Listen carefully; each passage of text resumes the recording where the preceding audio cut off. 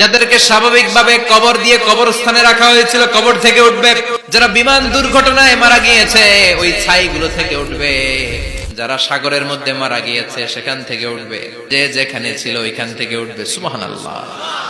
লক্ষ লক্ষ মানুষ উঠে বলবে আমাদের ঘুম ভাঙাইলো কে?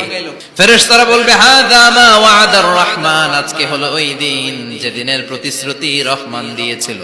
সূর্যটা মাথার কাছে চলে আসবে সেদিন। সূর্যের প্রচন্ড তাপে মাথার মগজগুলো ভাতের মাড়ের মতো গলে গলে নাকের ছিদ্র আর কানের ছিদ্র দিয়ে বেয়ে বেয়ে পড়বে। জিহ্বাটা তৃষ্ণায় বেরোতে বেরোতে নাভি পর্যন্ত এসে ঝুলে থাকবে। মা তার মেয়েকে দেখে দৌড়ে পালাবে, বাবা তার কলিজার টুকরা ছেলেরে চিনবে না। ও আয়েশা, দিনটা এত ভয়ঙ্কর হবে, বাঁচাও বাঁচাও ইয়া নফসি ইয়া নফসি বলে একবার ওই বিপদের দিনে মানুষ যে আকাশের দিকে এরকম তাকাবে, কার গায়ে জামা আছে কার গায়ে জামা নাই, ওই কথা মুহূর্তের মধ্যে ভুলে যাবে রে আয়েশা।